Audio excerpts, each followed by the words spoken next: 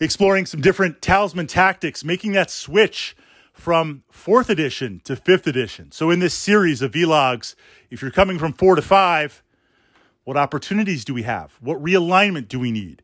If you're jumping into this game with 5th edition for the first time, then these are points to start looking at and to start exploring.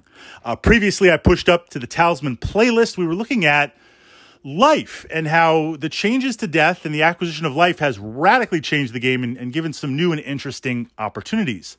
Well, now let's jump to characters, drawing characters.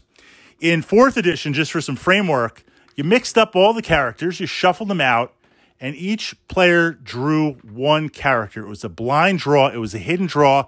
You get what you get. That's what you play. Sometimes we'd house rule it because I would usually play with all of the expansions. So I've got a big, big stack of cards. And with all the expansions, the game tended to play even longer. So we would draw 3 random characters.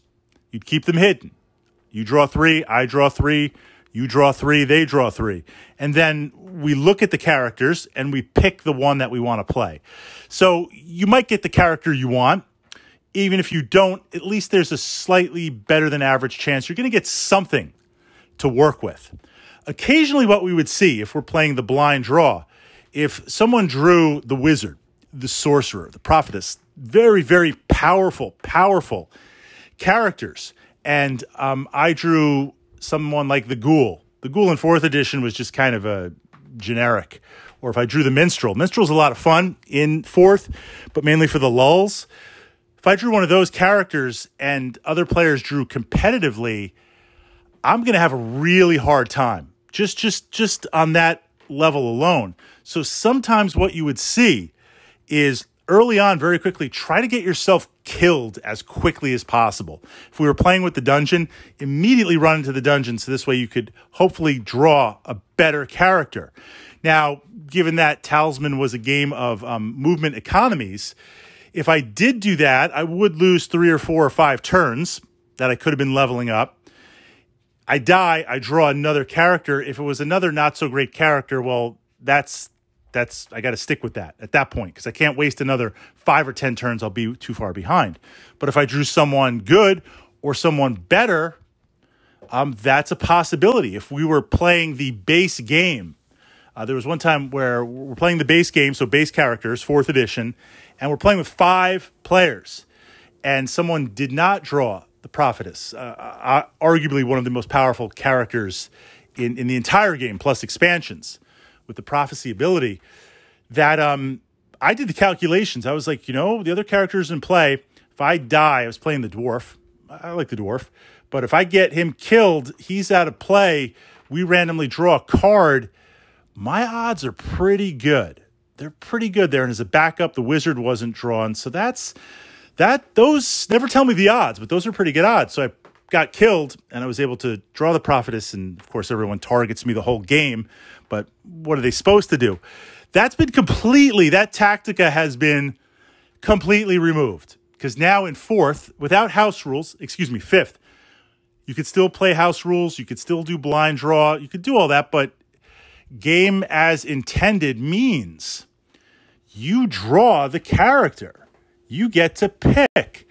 And the minor offset on that, which really isn't much of an offset at all, is the player who drew last gets to go first. And it's not like I got an extra turn. It's just the turn order is different. Now, if you said the player who drew last gets to go twice, 3 times, but that would drag out the mechanics. I really understand what they did there. But essentially, you're drawing the character. So if I'm drawing first, I'm going to draw the prophetess. I'm going to draw the wizard. Absolutely. I'm going to draw the powerful characters in the game. They dropped the minstrel. I was a little bit surprised. I was looking for the minstrel. I'm like, what are we missing here? And the druid too, which I know they dropped because alignment has no meaning anymore. There are some interesting shifts to alignment tactica, but alignment's done.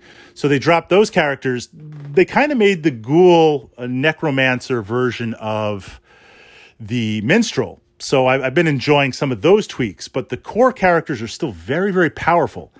I'm going first. I'm drawing one of those characters. Now, here's a tactica that I could see within that. And I think they did that because, yes, there was potentially a frustration, especially with some of the expansions where they're pumping out characters. If I get stuck with a dud, not so much how am I going to make that work, because I can make anything work in theory. What is my experience going to be like for the game? You know, Fifth has really looked at not only the tactics, but how does that core experience, the enjoyment of Talisman, change? You know, does it feel like a fantasy world? How does it work with exploring and acquisition and making those tactica? So if I got stuck with a dud character for the entire game, am I really going to have that much fun? Well, now I'm drawing what I want. I have some agency. I have some control over it. I just see the more powerful characters rolling out first. And if I'm drawing last, what am I supposed to do? Now, the flip tactica of that, which if you're new to Fifth, you might not be aware of this, so we want to get this at least on the checklist.